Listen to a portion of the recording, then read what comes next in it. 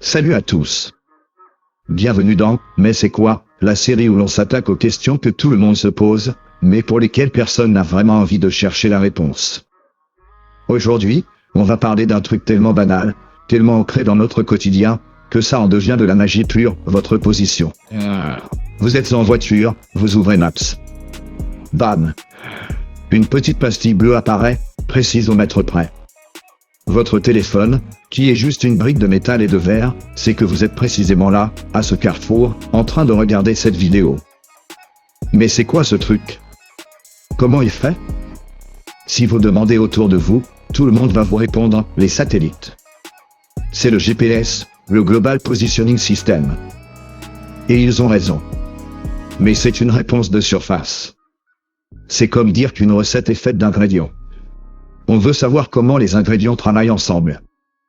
Parce que le vrai secret du GPS, ce n'est pas le satellite. C'est la vitesse de la lumière et, tenez-vous bien, Albert Einstein. Le GPS a besoin d'au moins 4 satellites pour fonctionner. On pense souvent à tort que c'est de la triangulation, comme en géométrie. On prend des angles et on coupe les lignes. Sauf qu'on est dans l'espace, à 20 000 km d'altitude, et que votre téléphone ne peut pas mesurer des angles si précisément. Ce qu'il fait, c'est de la trilatération, qui est un jeu d'enfant basé sur la vitesse. Chaque satellite diffuse un signal. Ce signal contient 2 choses cruciales. L'heure exacte où le signal est parti, grâce à une horloge atomique hyper précise. Sa position exacte dans l'espace.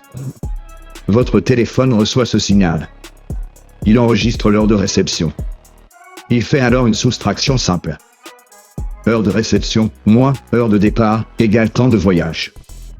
Et, comme la lumière voyage à une vitesse constante de près de 300 000 km par seconde, il utilise la formule.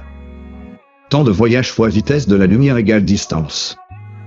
Le téléphone sait donc qu'il est, par exemple, à 18 000 km du satellite A.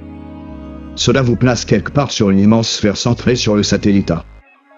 Le deuxième satellite crée une deuxième sphère.